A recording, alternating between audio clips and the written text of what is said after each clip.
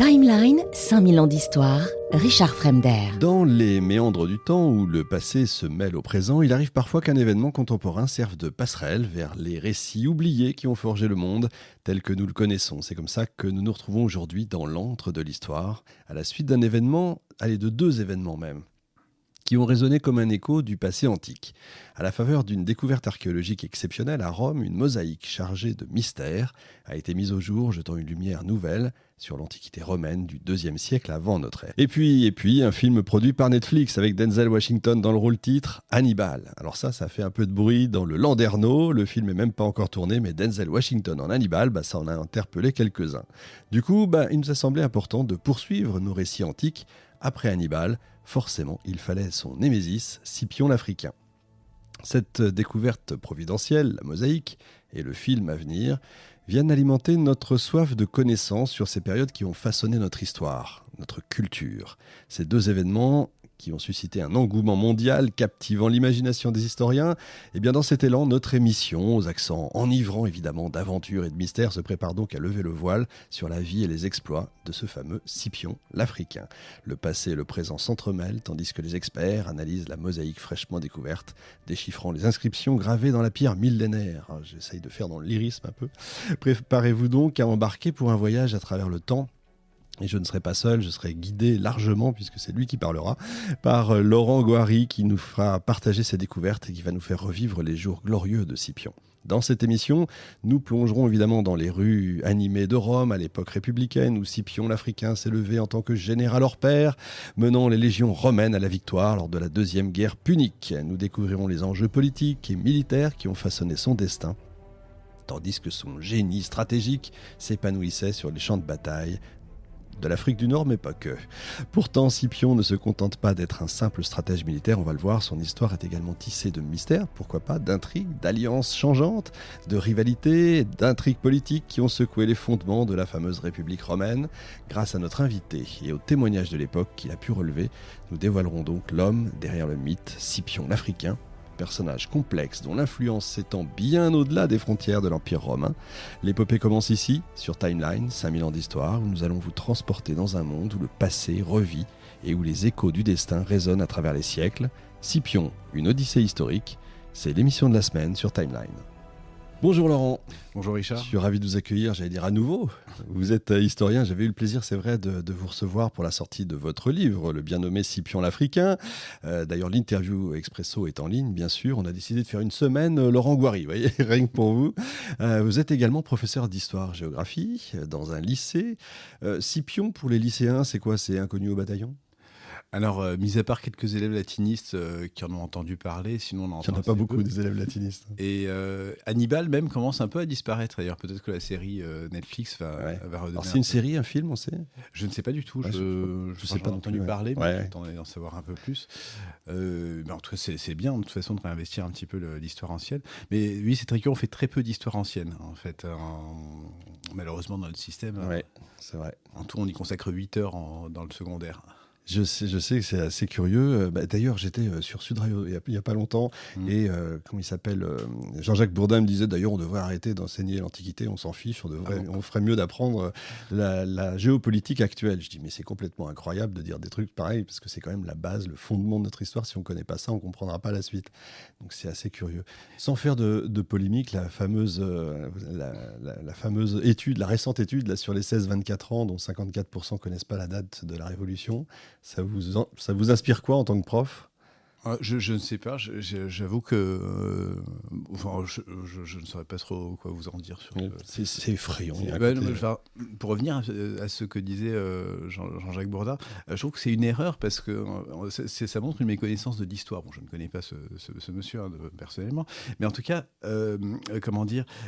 c'est la géopolitique aujourd'hui prend ses racines en fait dans l'Antiquité. Bien entendu. Quiconque connaît un peu la géopolitique actuelle connaît Kissinger. La nourriture de Kissinger, c'était Metternich et Talleyrand, et celle de Talleyrand, c'était celle de Scipion l'Africain et des guerres puniques, ce qu'on étudiait au XVIIIe siècle. Et de plus, je prêche un peu pour ma paroisse, mais l'histoire ancienne nous permet aussi de sortir de nous-mêmes. On arrête de regarder notre période contemporaine comme si on regardait son nombril, et puis on essaye de prendre un peu de distance critique, de comprendre des mécanismes en fait intemporels, des structures intemporelles, pour revenir ensuite dans le présent. Et c'est la raison de plein d'erreurs géopolitiques actuelles. Ceci explique cela. On est tout à fait d'accord. Bon, allez, on va revenir à notre sujet. Rome, à l'époque de la jeunesse de Scipion, c'est quoi? Ça ressemble à quoi? Alors, la ville, mais surtout la République. Alors il faudrait remonter à l'époque antérieure à Auguste, c'est-à-dire ce moment au 1er siècle où Rome est transformée de brique en marbre, et on revient vers la brique. C'est-à-dire que c'est une Rome archaïque, bruyante, sans doute odorante aussi. Et on a aussi le développement, l'émergence finalement de cette République, de plus en plus au IIIe siècle, qui est victorieuse dans les années 240 de Carthage. Et au fur et à mesure, on voit cette ville s'ouvrir vers le monde grec et vers la Méditerranée davantage. Et c'est une république qui est fondée en 509 et qui est assez forte en fait. Il y a une adhésion assez importante à cette république malgré les clans familiaux et aristocratiques. La ville, de ce que j'avais pu lire, semble plus pauvre, moins développée, moins forte, en fait, moins belle que celle d'avant. On n'est pas dans la grande Rome, qui y aura plus tard d'ailleurs, mais... Oui, il faut imaginer des tailles un peu plus modestes, mais c'est une ville assez importante en termes démographiques. Ouais. Déjà, et d'autre part, on y compte déjà un très grand nombre de temples qui sont déjà construits même depuis le 5e siècle. Donc le forum était assez sensiblement le même entre le 1er siècle et l'époque de César, de Sylla et de César, et celle du 3e siècle. D'accord, ouais, elle n'a pas tellement changé en fait, c'est ça. C'est ça. Le cœur de Rome ne bouge pas, c'est autour qu'on voit des extensions progressives. Ouais, la ville va s'étendre petit à petit, forcément. Oui. Elle est riche, c'est une ville riche à l'époque de Scipion ou... Elle est effectivement assez riche. Elle a étendu sa domination sur l'ensemble de l'Italie. Et c'est justement à ce moment-là, d'ailleurs, autour de la Deuxième Guerre punique, qu'on voit apparaître la notion de patrie, et puis finalement Rome en tant que cœur de patrie, d'une patrie italienne, avec un monde ouvert aussi vers l'Étrurie. Et par conséquent, il y a tout un réseau d'alliances important qui se construit autour de Rome. Et ces réseaux d'alliances familiales vont enrichir aussi la capitale. Alors qu'est-ce qui se passe avec les guerres puniques? C'est quoi? Comment est-ce qu'on peut comprendre, on va dire, quelles sont les forces en présence à ce moment-là? En partant du présent, j'aime bien partir du présent avec mes élèves pour essayer de remonter ensuite dans les temps plus anciens. En fait, il faut essayer de comparer ça à la guerre franco-allemande, c'est-à-dire un affrontement qui a dû commencer autour d'Iéna, en fait, même sans doute avant, pendant les guerres révolutionnaires, et qui s'est achevé finalement en 1945. Donc ces guerres puniques, c'est près de 100-150 ans d'affrontement entre deux puissances rivales, qui, pourtant, je l'ai dit, avaient été alliées. Et donc, il faut savoir que Carthage, au début du IIIe siècle, donc ce siècle, on compte à l'envers, hein, bien sûr. Mais ce siècle où se déroulent ces guerres puniques, au tout début, Carthage a sauvé Rome. C'est une république comme Rome, elle a son empire, c'est une thalassocratie. C'est la Tunisie actuelle. Oui, tout à fait. Elle est donc la Tunisie actuelle, et Carthage donc est à la tête d'une thalassocratie, c'est-à-dire une puissance maritime, commerciale, comparable finalement à la puissance anglaise, et elle règne sur les mers pendant très longtemps, jusqu'à la Première Guerre punique. Et au cours de cette Première Guerre punique, l'affrontement se fait avec Rome, autre république, et tout simplement parce que là, on a de la géopolitique, on a deux puissances qui étendent au fur et à mesure leur influence. Lorsqu'on a deux États qui étendent leur influence, il y a toujours la rencontre sur les marges. La recette se décline même jusqu'à la guerre froide, et même encore jusqu'à notre présent. Oui. Et en fait, cet affrontement va marquer durablement les esprits. On parle véritablement d'un traumatisme au moment des guerres puniques. Donc la Première Guerre punique est une victoire pour Rome.